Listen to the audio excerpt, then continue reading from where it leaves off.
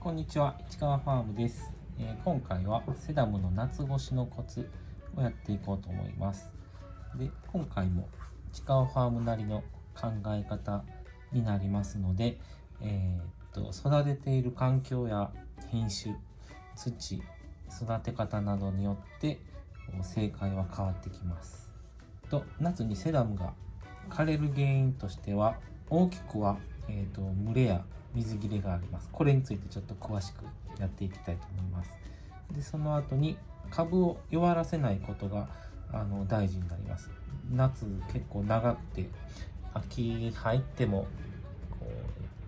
う枯れたりする株もあるので、その辺のことをお話ししていこうと思います。でまず蒸れないようにするためにはなんですけど、風通しの良い場所で育てる。棚の奥なんかにあるとやっぱ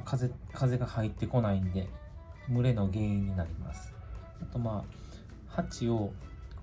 風通しのいい場所に置いてあっても鉢がぎゅっと詰めて置いてあると一個一個にやっぱ風が通りにくいので、これも蒸れの原因になります。で、次、温度が上がりすぎないようにする。鉢の材質が鉄だったり缶だったり、あと黒いプラ鉢だったりするとやっぱ日光が当たるとその鉢自体の温度が上がりやすかったりするので、白いプラ鉢だったりそういうのの方がやっぱりちょっと温度は上がりにくいのでいいと思います。遮光しすぎると徒長の原因にもなるので、品種によって弱い品種にはちょっと遮光してあげてもいいかなと思います。次が水やりのタイミング。これは夏場はやっぱり日中お昼とかだとすごい気温が上がってるので、気温が下がってきた夕方にしてあげるのが一番いいです。あと、最後、大株にしすぎない。これはまず今蒸れないようにすることっていうことなので、この中の方にまでやっぱこうやってボサボサになっちゃってると、この中の湿度がやっぱ高くなってそれで蒸れるっていう原因になるので、どんどん育ってくる品種は早めにカットしてあげるっていうのが大事になります。もう一つの原因、水切れをさせないようにするには、乾ききる前に水をあげる。セダムは完全に土が乾いてしまうと小さい葉っぱのやつほどもう葉がチリチリになっちゃうんですよね。なんで土の水分が完全に乾いちゃう前に水をあげるっていうのが大事になります。なんで、土の水分が乾ききる前にあげるっていうことはその人によって水やりのサイクルなんかもあるので、あんまり小さい鉢だと1日に、毎日水をあげたりしないといけなくなっちゃうので、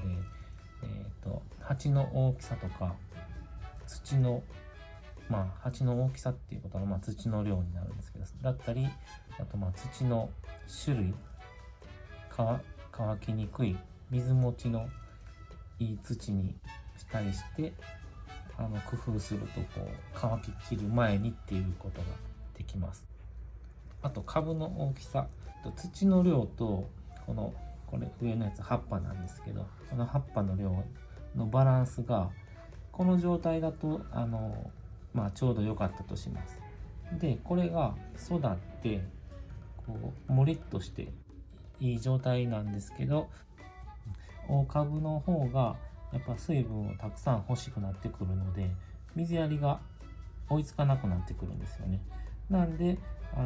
大株にするとやっぱさっきの蒸れの方でも蒸れやすいっていう話があったんですけど、水切れもしやすいのでやっぱ夏はちょっと難しくなってきます。なんでこんくらい、このバランス、この土の量に対して真夏にこの状態だと乾くのが早いので、毎日水あげれる人ならこんくらいならいいと思うんですけど、みんながみんなそうじゃないと思うんで、その人の水やりのペースに合わせるのが大事になります。水やりが追いつかないなと思ったら時々やっぱこうやって切り戻してあげて、セダムはこんくらい切っちゃっても全然また同じように出てくるんで、株が傷んだりする前に切ってあげるのがとても大事です。これ一回その水を切れさせて傷んだ後だと復活もしにくかったり、失敗すると枯れちゃったりもするんで、早めに切ってあげるのがいいと思います。で、大株にするのは難しいって言ったんですけど、水持ちの良い土でちょっと大きめの素焼き鉢で、肥料も効かせながらやると、ちょっと弱い品種だとちょっと難しいんですけど、強い品種だとよっぽど大きめの株が夏でも作れるんじゃないかなと思うので、ちょっと今年はそういうことにも挑戦しようかなと思っています。で、水切れでもう一つ、台風や雨の直後、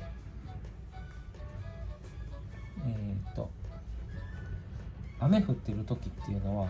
湿度が高くて太陽も出てないので、その株がちょっとでも水分を持ってたり、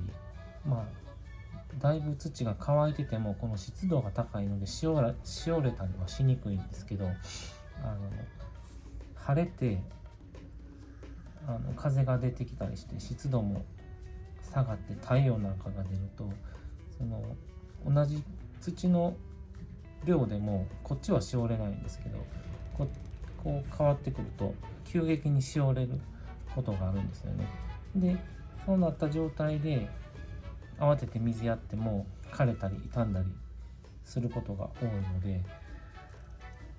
まずはやっぱり急激にしおれるっていうのを防ぐためには大株にしすぎないっていうことも大事で、あとうちの場合なんですけど、ハウスで雨がかからない場所に置いてあるやつは雨が降る前に水をやったり、この雨が降ってた期間が長かったらやっぱりだんだん土も乾いてきてるので、止む前にもう一回水をあげたりしてます。ハウス以外の雨がかかる場所のやつは大丈夫なんですけど、晴れる前に水をあげるっていうのがことに慣れてもらうっていうのも大事だと思います。台風の後とかすごい勢いで晴れて気温もガーンって上がったりするんで、そういう台風が来る時なんかも台風前にある程度しっかり水を持った状態で台風が来るっていう風にしてあげると傷みにくいです。そして最後、秋まで株を弱らせない。これから、今4月で6月になると梅雨に入りますよね。で、この梅雨に入る時にここからずっと暑くて大変なので、いい状態で梅雨に入っていきたいんですよね。で、ここからだんだん、梅雨があったり気温がどんどん上がってきたりしてずっとしんどい時期が続くんですけど、で8月になるとものすごい暑くなってだんだん弱っていくのは仕方がないことなんですけど、なるべくやっぱ株にストレスを与えないように、さっきまでの大株にしすぎないとか、風通しのいい場所でとか、水を切らさないようにっていうことをしてあげながら秋を目指す感じになるんですけど、一番暑い時期、この8月とかこの辺を通り越しても、この9月10月っていうのも案外油断できなくて、こう雨が降った後とかに結構枯れたりすることがあるので、うちではこのさっきまでみたいな水を切らさないとか株を大きくしすぎないっていうことをしながら、時々この植物活性剤を使ってます。去年まではこの鉄力アクアっていうのを使ってたんですけど、微量要素とか二価鉄とかが入ってるやつなんですけど、他にもなんか力出すとかいろんなのがあります。で今年ちょっとこれを僕は使おうと思ってる鉄力トレプラスっていうのが、これと同じようなやつで、このトレハロースっていうのが入ってるらしくて、暑さとか寒さとか水切れとかにも効果があるらしくて、興味のある人はちょっと調べてみてください。こう夏に株を弱らせないっていう意味では使っててすごい効果があったかどうかっていうのは分かんないんですけど、この商品の説明はそういうことなので、興味がある人は見てみてください。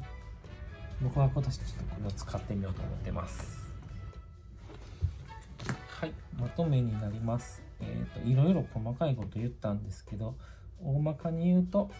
風通しのいいところで水を切りすぎず大株にしすぎないっていうのが大事になります。環境や品種、その人の育て方によって違うんですけど、これを意識してもらうとだいぶ違うと思うんで、ぜひやってみてください。ご視聴ありがとうございました。